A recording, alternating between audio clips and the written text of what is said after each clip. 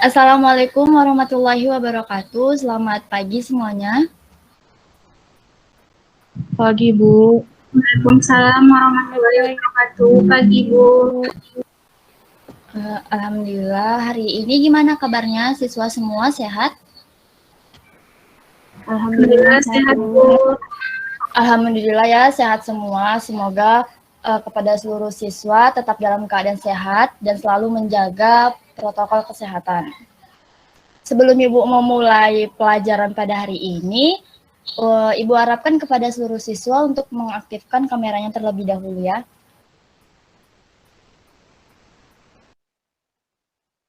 Novita, Nova, coba tolong diaktifkan kameranya.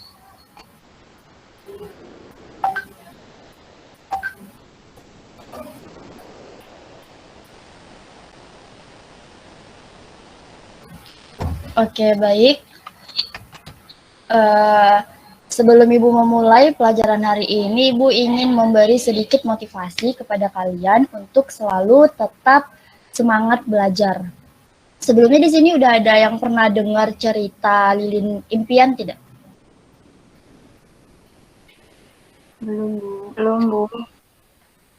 Baik, Ibu akan bercerita sedikit ya tentang hubungan Lilin Impian dengan semangat kita untuk belajar. Jadi Bu pernah baca di buku bahwa ada 4 lilin impian dan 3 lilin impian ini mati dan hanya 1 lilin impian. Nah, ada yang tahu artinya apa? Ada yang tahu nggak ini arti filosofinya apa? Tidak, Bu.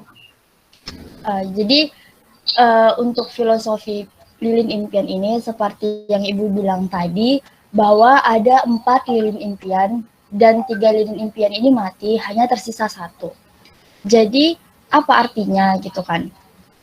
Jadi misalnya kalau kita kan masuk sekolah ini pasti mempunyai impian kan? Coba Ibu tanya dulu kepada Nadila, impiannya untuk ke depan apa ini? Harapannya untuk ke depan apa? Harapan saya untuk ke depan supaya saya bisa jadi orang yang sukses, membanggakan orang tua. Baik. Kalau Esti apa ini impian untuk ke depannya? Ya, menjadi yang lebih baik tentunya, Bu, kayak gitu kan. Kita terus selalu bersemangat untuk membangun kesuksesan. Nah, benar. Pasti kita semua mempunyai impian yang besar ya kan. Kalau misalnya kita sekolah di Tata Busana, pasti banyak kita yang mempunyai impian menjadi fashion designer gitu kan. Ada juga yang impiannya ingin menjadi dosen Tata Busana gitu. Jadi di dalam impian ini kan kita harus berusaha semangat gitu kan untuk menggapai suatu impian. Kan nggak mungkin kalau kita mendapat impian yang kita mau, tapi kita nggak berusaha gitu. Kita cuman rebahan atau kita cuman main HP gitu. Tiba-tiba kita mendapat impian yang mau kita mau itu, kan nggak mungkin. Pasti kita dalam mencapai suatu impian yang kita inginkan, kita harus berusaha dan selalu semangat gitu kan. Nah, jadi apa kaitannya dengan lilin impian ini gitu kan? Jadi kalau dalam proses pencapaian sesuatu, pasti ada gagalnya gitu kan. Kan nggak mungkin kita berproses lurus saja, pasti ada naik turunnya atau kelok-keloknya kayak mana gitu kan jalannya. Nggak mungkin ada yang lurus. Jadi kalau kita mempunyai impian, misalnya ada beberapa jalan menuju impian itu gagal gitu kan. Masih ada nih satu harapan yang bisa menjadi jalan kita untuk mencapai suatu impian kita itu. Jadi satu harapan ini bisa menghidupkan 3 harapan yang gagal ini gitu. Jadi oleh karena itu, kalau kita ingin menjadi orang sukses, ingin menggapai cita-cita kita tetap harus selalu semangat untuk menggapai impian kita seperti itu.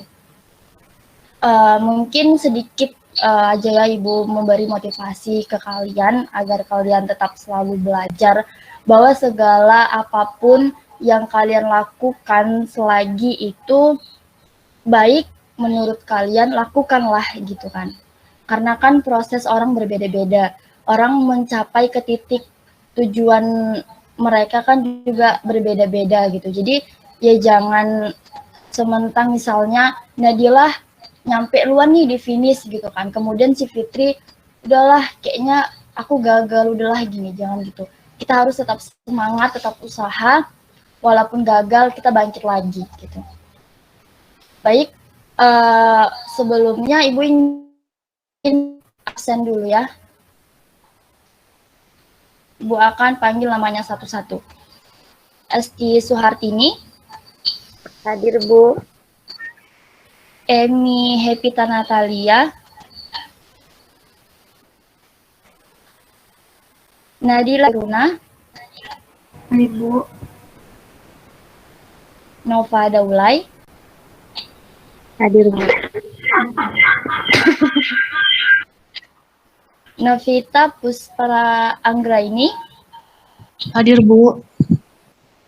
Ramelia Agus Ria. Hadir, Bu. Rini Lestari. Hadir, Bu. Fitri Hairani. Hadir, Bu. Putri Anissa. Oke, baiklah semuanya hadir ya hari ini. Sebelum Ibu memulai pelajaran, Ibu ingin tanya dulu nih, masih ada yang ingat untuk materi sebelumnya kita mempelajari apa? Saya, Bu. Silakan Fitri. Minggu lalu kita mempelajari tentang proporsi tubuh, Bu. Oke, kita mempelajari tentang proporsi tubuh. Dan untuk pertemuan hari ini kita akan mempelajari mengenai desain blus dengan konsep kolase.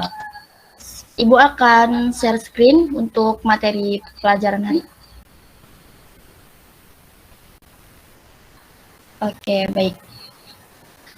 Sebelumnya Ibu ingin bertanya nih, apa itu blus gitu? Kita akan mempelajari tentang desain blus dan konsep kolase. Artinya kita harus mengetahui dulu nih pengertian blus itu apa.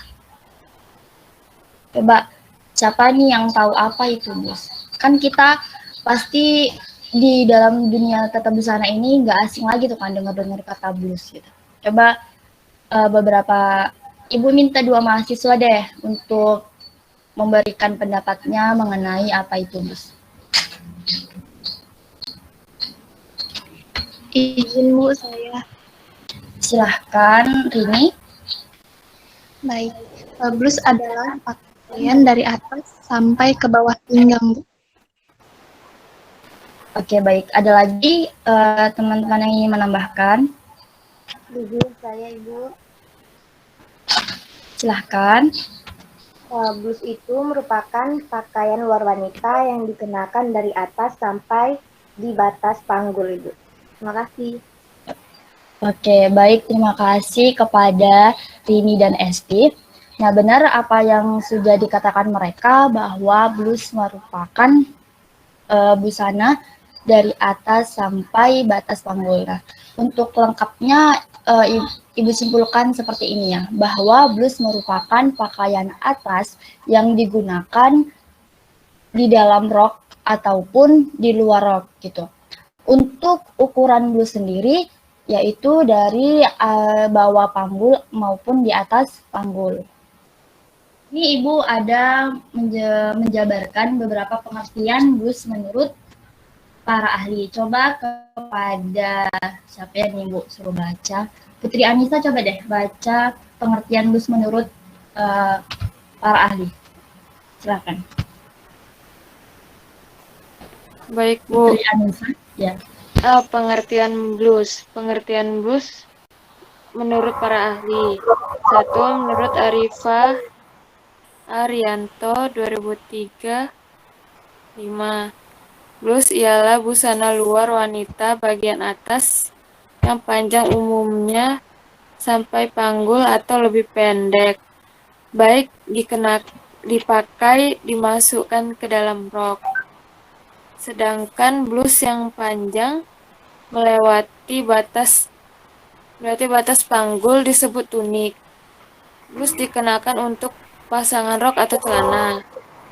2. Menurut Suryawati DKK, blus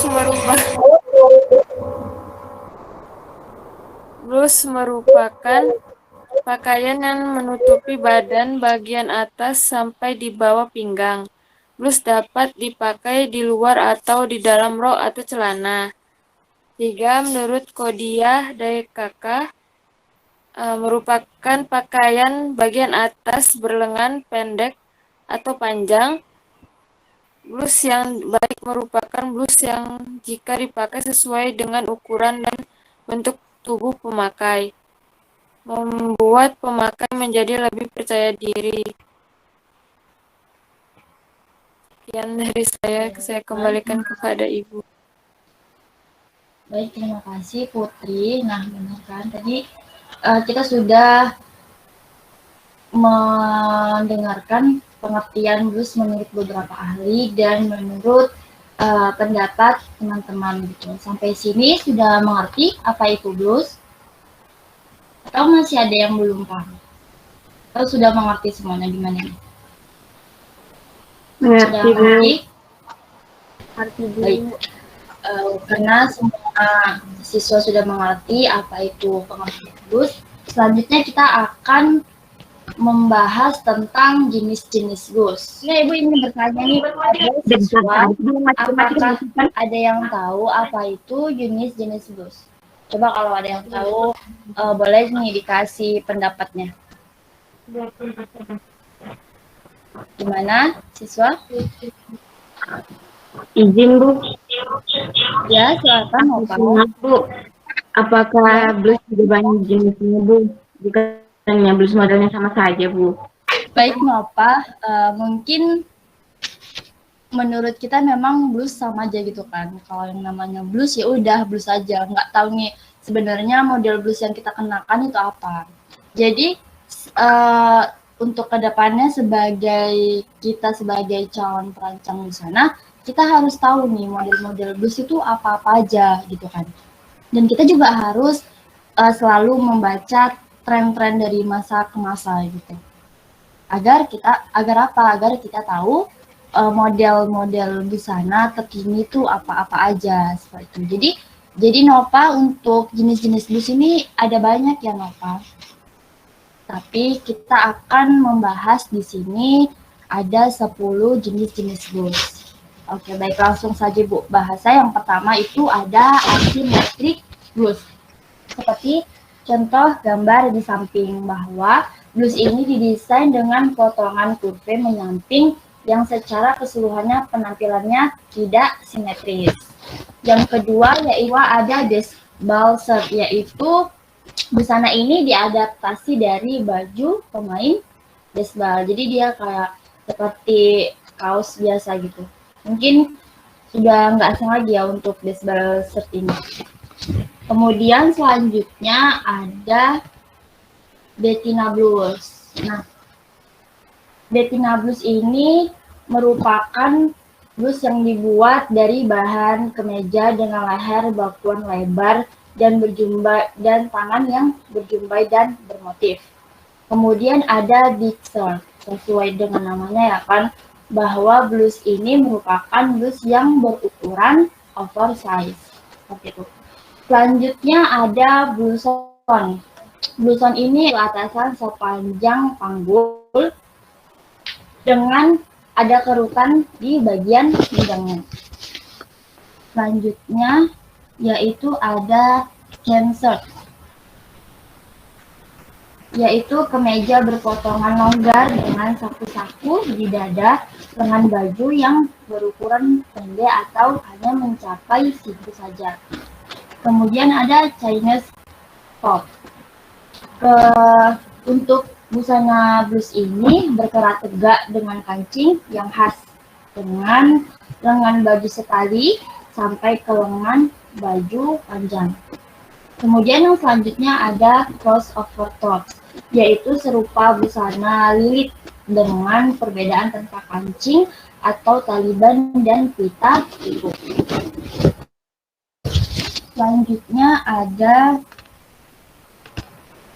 ada demi bosom shirt, yaitu model kemeja ini berlengan baju panjang dengan potongan bentuk dada berbentuk bib atau kutu baru.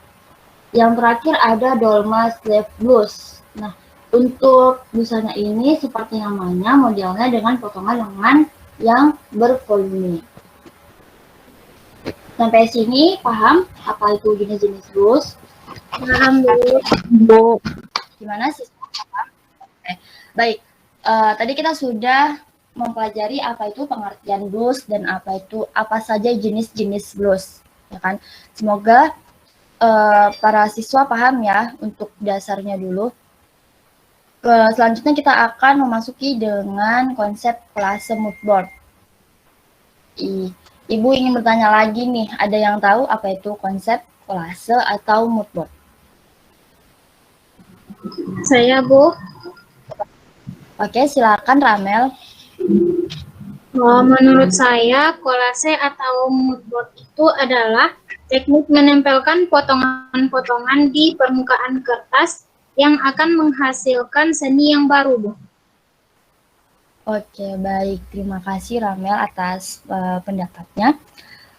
Nah, benar apa yang dikatakan Ramel bahwa kolase merupakan ilmu seni rupa sebagai teknik menempel potongan-potongan kertas, kaca, logam, bahkan tumbuh-tumbuhan dan lainnya yang dibentuk sedemikian rupa ke berbagai permukaan seperti kertas dan akan menciptakan sebuah karya seni yang baru. Sedangkan mood board, mungkin kita masih asing ya apa itu mood board, atau ada yang udah tahu nih mood board itu apa?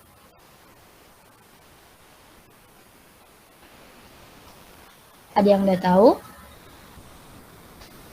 Oke, mungkin masih pada bingung ya apa itu mood board. Baik, Ibu akan jelaskan bahwa mood board adalah komposisi gambar, warna, dan jenis objek yang membentuk tema, gaya, atau mood untuk desain yang akan kita buat. Jadi mood board ini biasanya berisi tentang gagas ide kita nih. Kan kita biasanya kalau ingin membuat blus, ya kan, kita akan membuat blus, ya udah kita desain aja tanpa kita menjabarkan gagas idenya kita ini apa untuk membuat blus gitu. Jadi di dalam mood board ini udah tersusun apa itu gagas idenya, kemudian gagas warnanya apa, kemudian gagas bahannya gimana gitu, gagas bentuknya gimana gitu.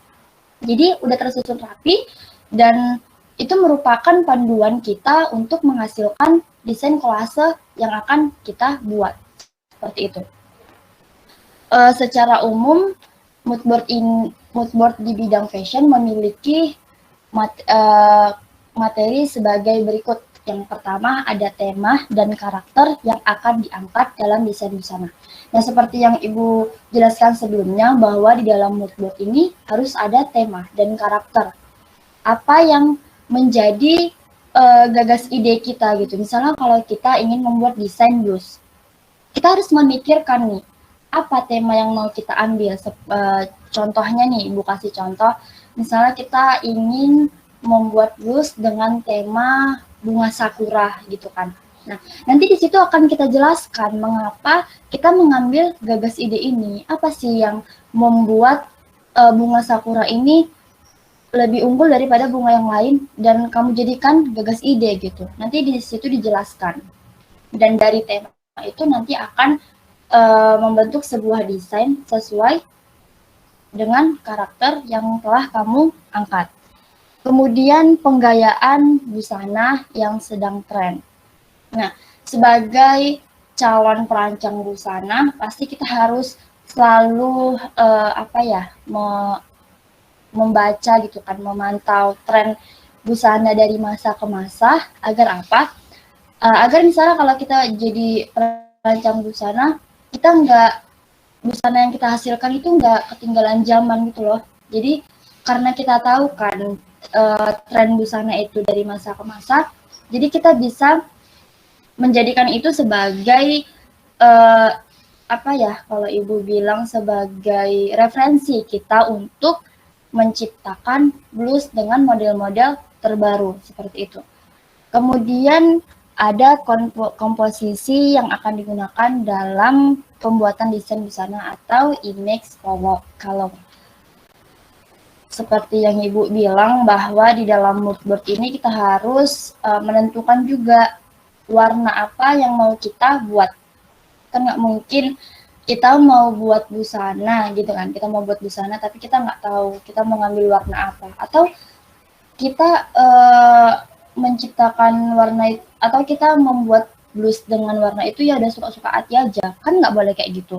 Warna kan juga harus disesuaikan dengan keadaan gitu kan. Misalnya kalau kita membuat blus yang digunakan di siang hari kan nggak mungkin warnanya yang terlalu terang-terang gitu kan. Kan kita harus menyesuaikan keadaan. Makanya itu di dalam mood board ini kita harus menentukan warna apa yang mau kita buat. Kemudian ada corak bahan. Jadi setelah gagas ide dan tema kita sudah temukan, kemudian gagas bentuknya juga sudah kita temukan, kemudian warna juga sudah kita pilih mau warna apa. Yang terakhir yaitu corak bahan. Kita harus menentukan corak bahan yang mau kita buat, gitu kan. Kan nggak mungkin kita buat blus dengan bahan apa ya.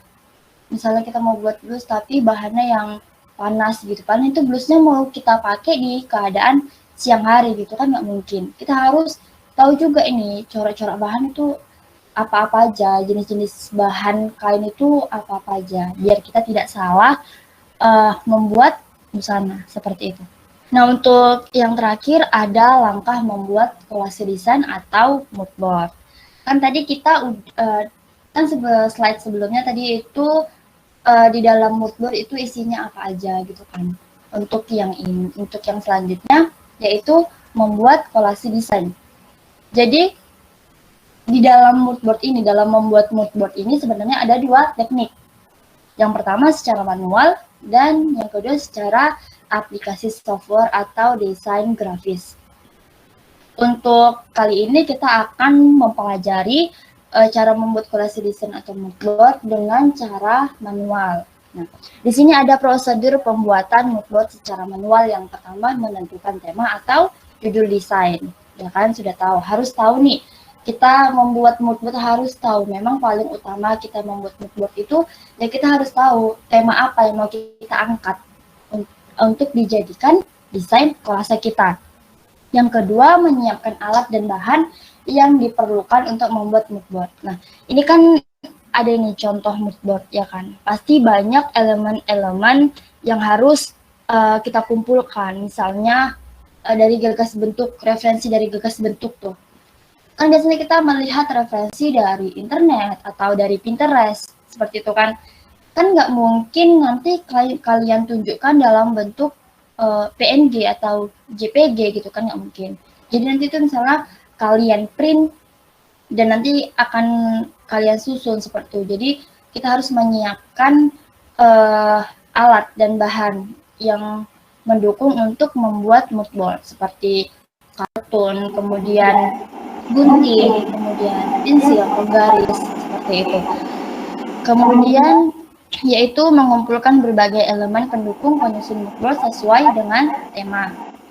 Dan yang keempat, menggunting gambar satu persatu. Kan kalau di sini, ini kan udah menyatu ya kan, karena ini udah digunting satu-satu, seperti itu. Nanti kalian bakalan seperti itu juga, kalian akan mengumpulkan referensi, kalian akan mengumpulkan berbagai banyak gambar dan nanti akan digunting satu persatu dan dijadikan di dalam satu mood board. Dan yang terakhir yaitu susun dan tempelkan dengan rapi potongan-potongan gambar pada papan atau karton yang sudah disiapkan sebagai media. Dan yang terakhir ini kita akan membuat desain kolasenya dari gagas ide yang sudah kita ambil, yang sudah kita angkat, kemudian kita mendesain sesuai dengan tema dan judul desain yang kita materi hari ini. Sampai Ibu rasa sampai situ aja. Ibu berharap kepada siswa semoga mengerti apa yang Ibu sampaikan. Dan sebelum pelajaran hari ini juga, ya Ibu tadi lupa ingin berbicara di awal, Ibu sudah mengirimkan modul ini.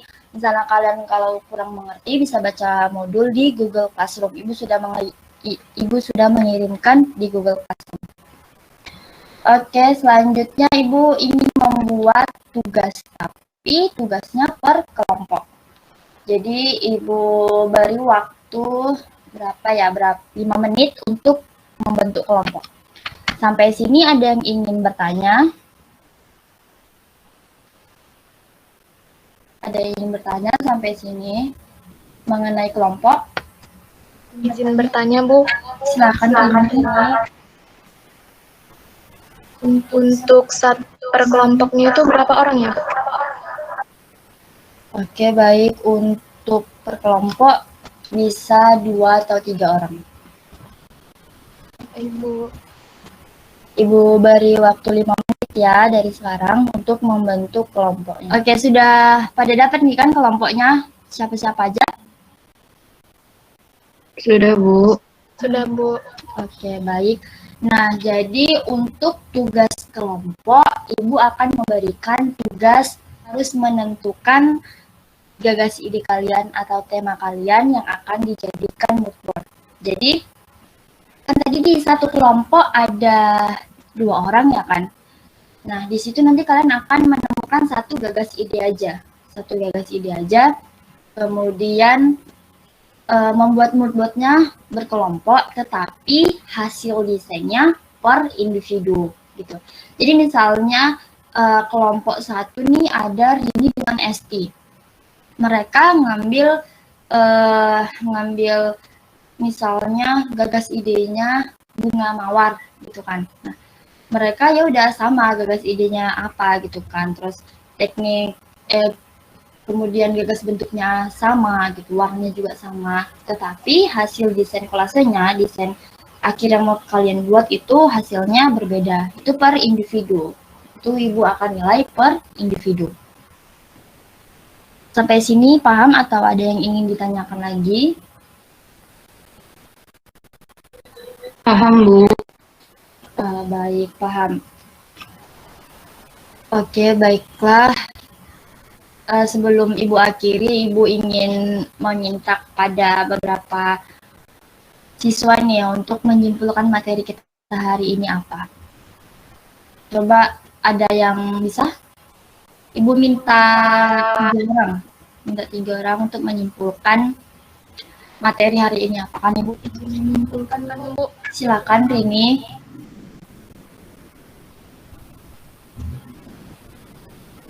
Terus merupakan pakaian luar yang sampai batas tubuh ataupun di atas tubuh.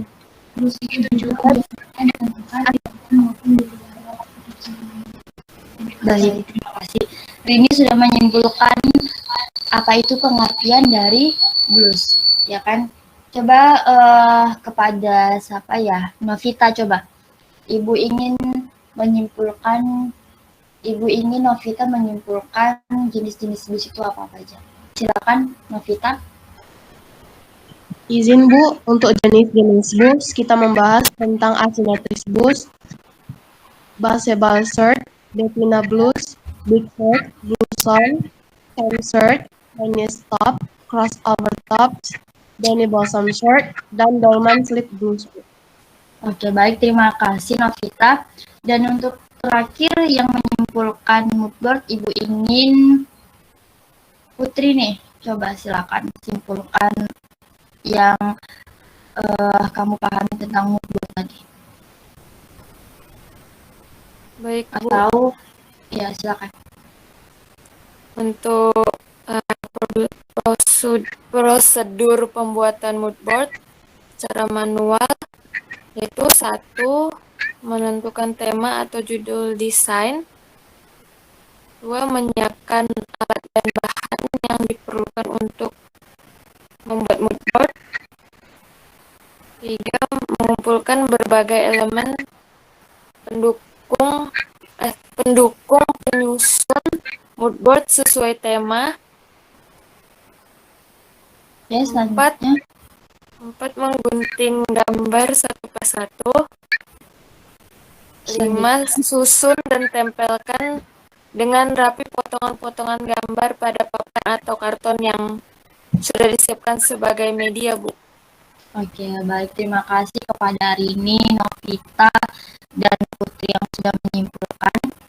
Ibu rasa, Ibu harap juga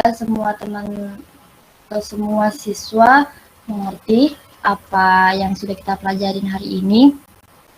Dan oh ya, Ibu lupa untuk tugasnya tadi dikumpulkan di Google Classroom. Ibu kasih tenggat waktu 3 hari, kumpulkan. Ibu harap mengumpulkannya tepat waktu karena itu akan menjadi penilaian Ibu. Baik, Ibu ingatkan sekali lagi kepada seluruh siswa untuk selalu tetap semangat belajar.